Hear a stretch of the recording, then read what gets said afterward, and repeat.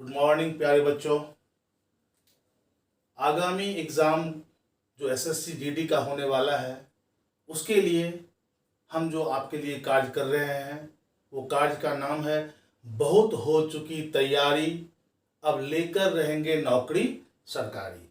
इसी श्रृंखला में आज एसएससी जीडी के कुछ महत्वपूर्ण प्रश्न जो आने की संभावना है उसका तीसरा सेट लेकर हम आपके सामने आ रहे हैं। तो आइए देखते हैं कि आज ये सेट में कौन कौन सा प्रश्न है, उस प्रश्न को कैसे एग्जाम हॉल में बनाया जा सकता है। ठीक है, तो चलते हैं आज का पहला क्वेश्चन। पहला क्वेश्चन कह रहा है कि दो बराबर राशि क्रमशः 7% और 5% के साधारण ब्याज पर उधार दी गई। मतलब क्या हुआ कि एक 7% और दूसरा 5% के साधारण ब्याज पर, सिंपल इंटरेस्ट पर उधार दी गई।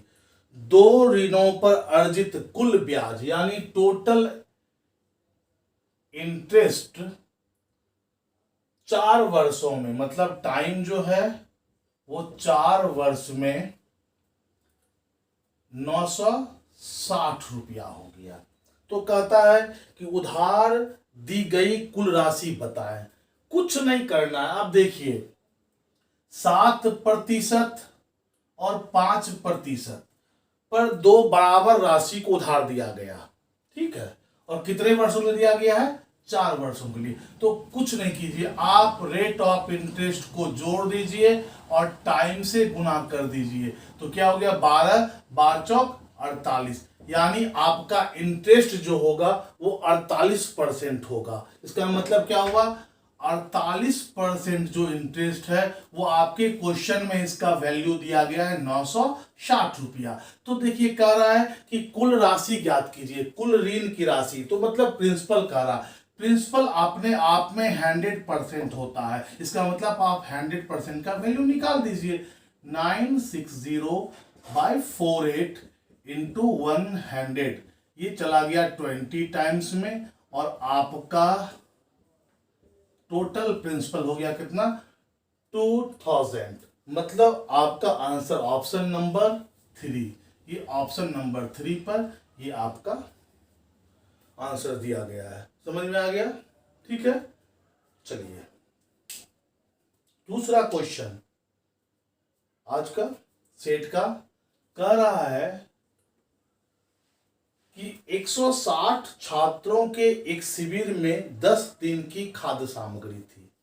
इसका मतलब जो स्टूडेंट है वो 160 है और खाद्य सामग्री जो है ये 10 डेज का है। कहता है 40 छात्र और शिविर में आ गए। इसका मतलब क्या हुआ कि देखो अब कितने स्टूडेंट हो गए? 40 आ गए हैं, तो 200 स्टूडेंट्स हो गए। तो कहता है ये खाद्य सामग्री कितने दिन और चलेंगे, या कितने दिन चलेंगे? कुछ नहीं कीजिएगा, रिक्वायर्ड डेज इक्वल टू, इस दोनों को गुणा कर दीजिए, 160 गुना 10 बाय 200। ठीक है, अब ये 20 टाइम्स में चला गया और ये 8 टाइम्स में चला गया, यानी आंसर क्या हो गया? 8 डेज। क्लियर? यानी 160 व्यक्ति 10 दिन में। तो यहां जो मल्टीप्लाई किए हैं, पता है ये जो मल्टीप्लाई कर रहे हैं इसका मतलब क्या हुआ? एक व्यक्ति कितने दिन में? 160 व्यक्ति 10 दिन में, तो एक व्यक्ति 160 गुना 10 दिन में, इसलिए 200 व्यक्ति कितना दिन में निकाल दिए। कोई प्रॉब्लम कहीं पे? बहुत आसान था। ठीक है, क्वेश्चन नंबर 3। क्वेश्चन नंबर 3 देखिए क्या कह रहा है। कह रहा है कि एक व्यापारी ने एक रेडियो उसके अंकित मूल्य के 6/7 मूल्य पर खरीदा। इसका मतलब कोई ना कोई मार्क प्राइस होगा। तो कॉस्ट प्राइस क्या हो गया? उस मार्क प्राइस का 6/7 हो गया। ठीक है, कई बात समझ में आ गई। कहता है कि यदि उसे अंकित मूल्य से 14.2/7% अधिक मूल्य पर बेच दिया गया होता। अब यहां से देखिए, अगर हम यहां पर देखें कि CP/MP 6/7, अब इसको मान सकते हैं 60/70, इसको मान लो, ताकि आगे कैलकुलेशन में जीरो आने से कटने की संभावना थोड़ा आसान हो जाता है। तो अब क्या कह रहा है कि जो बेच रहे हैं उसे अंकित मूल्य से यानी मार्क प्राइस से, यानी सेलिंग प्राइस क्या हो गया, ये 70% का कहता है 14.2/7 यानी 100/7% अधिक पे, यानी 100 प्लस 100/7% अधिक पर। इसका मतलब देखो तो 70 गुना 7 1 800/700, तो ये क्या हो गया 10 मरते में कट गया और ये 80 मरते में कट गया, यानी सेलिंग प्राइस आपका क्या हो गया 80%। अब देखिए कॉस्ट प्राइस आपका क्या है 60 और सेलिंग प्राइस क्या है 70, तो गेन कितना हो गया आपको बताइए, तो गेन हो गया 20 का, कितना में लाभ होगा 60 में, बाय 60 इंटू 100 यानी 33 इंटीजर 1/3%। कोई प्रॉब्लम कहीं पर? बहुत अच्छा क्वेश्चन था, ठीक है। इसको फिर से एक बार अगर दिक्कत हो रही है तो फिर से आप वीडियो को पॉज करके या फिर बैक करके देखिएगा तो आपको समझ में आ जाएगी, ठीक है। अगर नहीं होगा तो कमेंट्स में बोलिएगा, फिर इस क्वेश्चन को हम समझा देंगे। क्वेश्चन नंबर 4, क्वेश्चन नंबर 4 कह रहा है कि 1 + 2 + 3 + अप टू 100 = x है, तो x का मान बताइए क्या होगा। तो आप देखिए तो ये क्या है, ये है नेचुरल नंबर, नेचुरल नंबर, तो इसका सम पूछ रहा है, यानी क्या हो रहा है sum of natural number from 1 to 100, ठीक है। तो हम फॉर्मूला आते हैं n + 1/2 होता है। सम ऑफ नेचुरल नंबर का फॉर्मूला क्या होता है, छोड़िए यहाँ पे, सम ऑफ नेचुरल नंबर का फॉर्मूला क्या होता है n × n + 1/2। और बताइए n यहाँ पे क्या है, n आपका 100 है, तो सॉल्व कीजिए 100 × 100 + 1/2, 50 टाइम्स में चला गया और आंसर आ गया 5050, ये आपका आंसर आ गया, ठीक है। कोई दिक्कत? चलिए देखिए क्वेश्चन नंबर 5 क्या कह रहा है, 27 संख्याओं का औसत 60 है, यानी 27 नंबर का जो है वो एवरेज 60 है। कह रहा है कि एक संख्या बदलकर 28 के बजाय 82 कर दी जाए, यानी क्या हुआ, इसमें से कोई, जैसे इसमें से कोई एक संख्या निकाल देगा, क्या निकालना है 28 को निकाल देना था और उसके जगह पर क्या करना था 82 को डाल देना था, ठीक है। तो कहता है जब ऐसा करेंगे तो आपके औसत पे क्या प्रभाव होगा, तो देखिए इसका जो प्रभाव पड़ेगा इस पूरे 27 पे पड़ेगा, इसके प्रभाव को 27 पर पढ़ने के लिए यदि प्रत्येक पर इसका क्या प्रभाव पड़ेगा, यानी उसको देखने के लिए क्या करेंगे इस प्रभाव को 27 से भाग दे देंगे। तो आप देखिए क्या हो गया 4 और 5 54/27 यानी 2, यानी क्या हुआ प्रत्येक में 2 की वृद्धि हो जाएगी, यानी औसत में 2 की वृद्धि हो जाएगी, इसका मतलब यानी 2 ये यहां पर जोड़ दीजिए तो रिक्वायर्ड न्यू एवरेज क्या हो जाएगा 60 + 2 = 62। अगर माइनस होता तो घटा देते, ठीक है। इस तरह का अगर क्वेश्चन आता है एग्जाम में तो आप बना दीजिएगा, वेरी गुड। क्वेश्चन नंबर 6 देखिए क्या कह रहा है, कह रहा है 10 मीटर चौड़ाई की एक गली 200 मीटर लंबी और 180 मीटर चौड़ी माप वाले एक आयताकार उद्यान, यानी एक रेक्टेंगल फील्ड है, ठीक है, यानी इसका लेंथ कितना है 200 मीटर और ब्रेथ कितना है इसका है 180 मीटर, ठीक है। अब कह रहा है कि 10 मीटर चौड़ी एक गली है, यानी इसका गली जो है वो 10 मीटर चौड़ी है, यानी ये जो देख रहे हैं आप ये जो आप देख रहे हैं, ये जो आप देख रहे हैं, ये 10 मीटर है।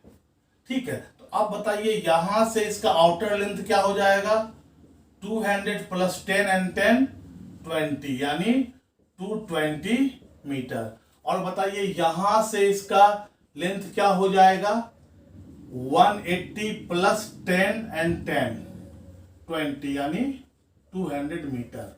तो बताइए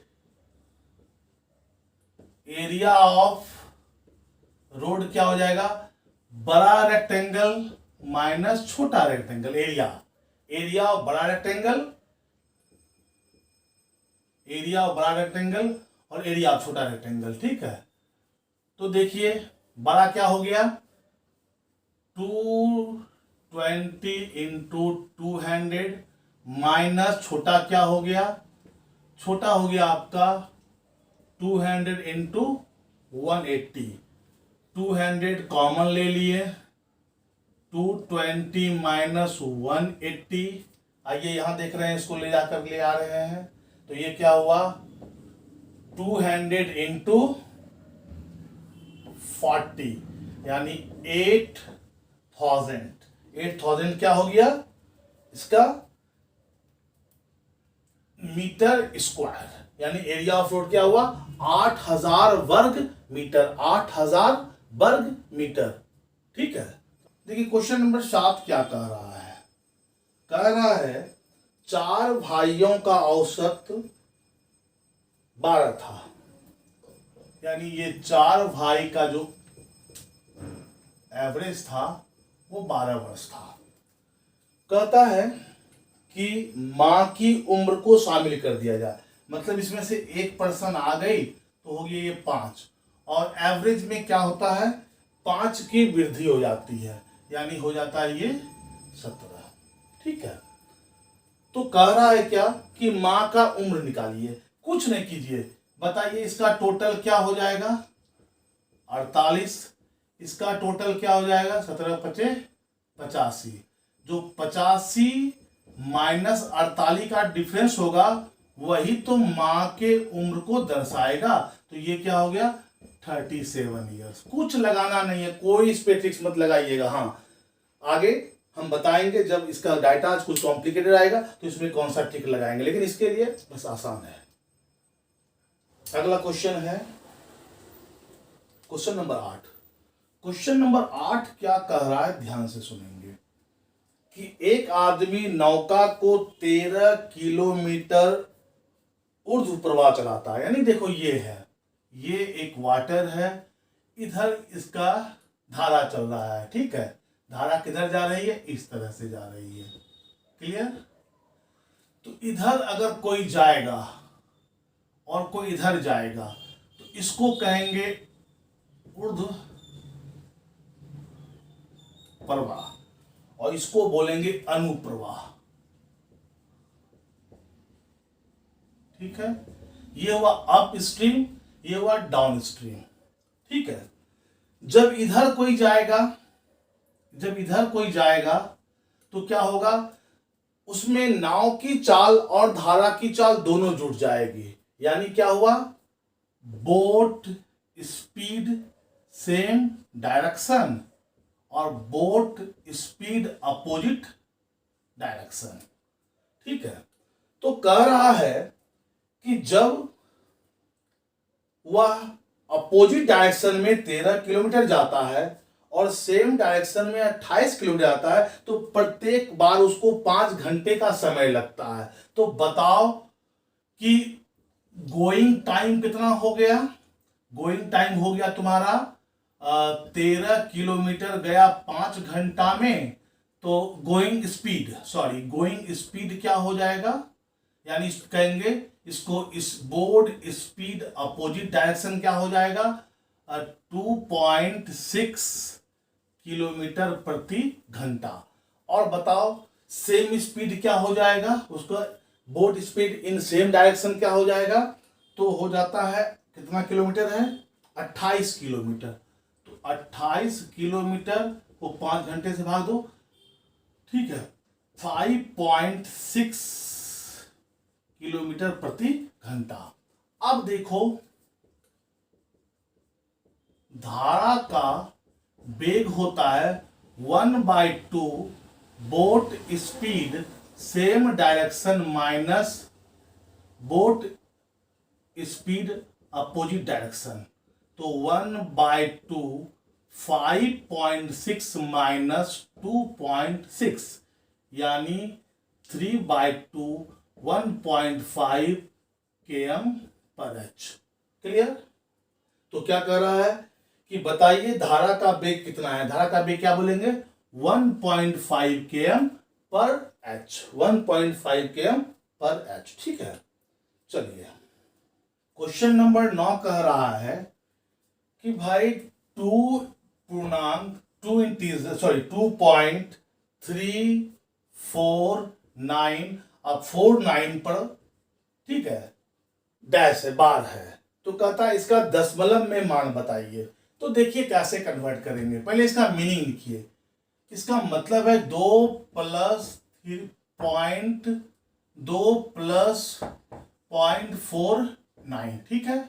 अब देखिए 2 प्लस इसको देखिए, जो भी दशमलव के बाद है वो सबों को पहले न्यूमरेटर पर लिख दीजिए और जिस जिस अंक पर बार नहीं है उसको घटा दीजिए। ठीक है, जितने अंकों पर बार है उसके लिए उतनी 9 लिख दीजिए। उसके बाद जितने अंकों पर बार नहीं है उसके लिए उतना 0 लिख दीजिए। तो यहां एक अंक पर बार नहीं है तो 1 0 लिख दिए, 2 अंकों पे बार है तो 2 9 लिख दिए। अब इसको सिंप्लीफाई कर दीजिए। 2 प्लस 346 बाय 990। अब देखिए क्या हो गया,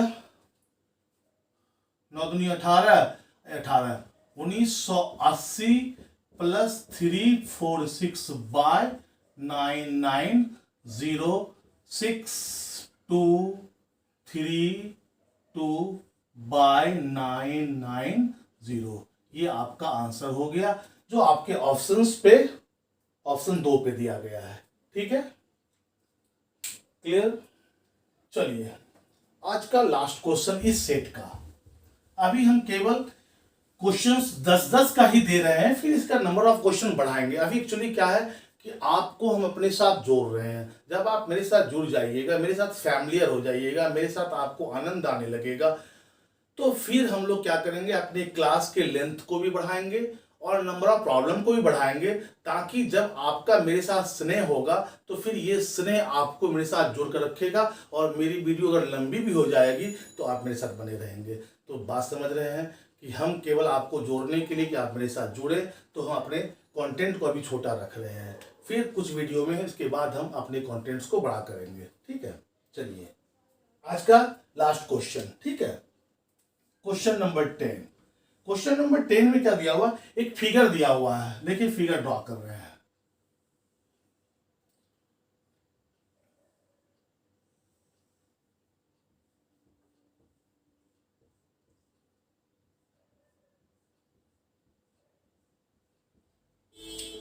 ये है ए पॉइंट, ये है बी, ये है सी। ये 45 डिग्री दिया गया है, ये 45 डिग्री दिया गया है और ये सेंटर है, यहां से इसकी डिस्टेंस दिया हुआ ए। तो कह रहा है कि छायांकित यानी शैडो जो सेक्शन है उसका क्षेत्रफल ज्ञात कीजिए। अब देखिए इसका मतलब क्या हुआ, इसी का क्षेत्रफल निकालने का रहा है जो शैडो पोर्शन है। ठीक है, शैडो पोर्शन जो हमारा इसका निकालना। तो अब देखिए इसके अंदर 2 फिगर दिख रहा है। एक क्या दिख रहा है, हाफ सर्किल, दूसरा क्या दिख रहा है, ट्रायंगल। ठीक है, अगर हाफ सर्किल के एरिया में ट्रायंगल का एरिया घटा दे तो क्या होगा, छायांकित क्षेत्रफल निकल जाएगा। तो बताइए, अब बताइए यहां आर क्या, रेडियस क्या दिया हुआ है, ए। ठीक है, डायमीटर क्या दिया हुआ है, 2a।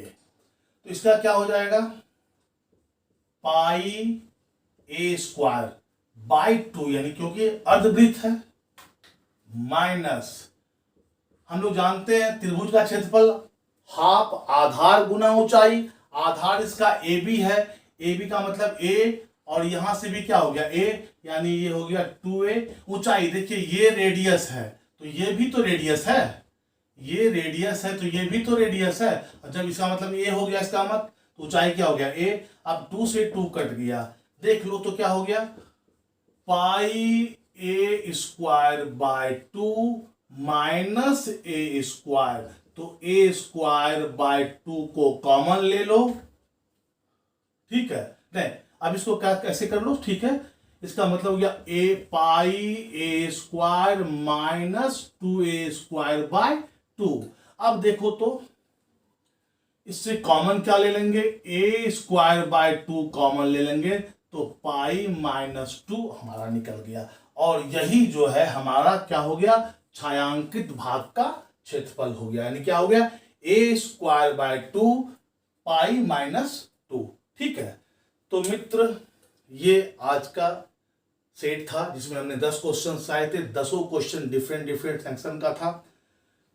आप घर पर इसको बनाएंगे। मैं फिर कह रहा हूं कि आपके एग्जाम्स में क्वेश्चंस बाहर नहीं जाएंगे, ठीक है।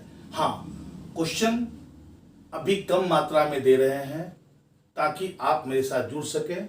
फिर कुछ वीडियो के बाद कंटेंट्स फुल लेंथ का आएगा, यानी जितने आपके एग्जाम्स में क्वेश्चन पूछ जाएंगे उतने क्वेश्चनों का सेट होगा और पूरे क्वेश्चन को हम लोग सॉल्व करेंगे, और टाइमिंग हम लोग लगा के देखेंगे हम लोग कि वो अंडर टाइमिंग हम बना सकते नहीं बना सकते हैं। ठीक है, तो फिर मिलते हैं अगली वीडियो में।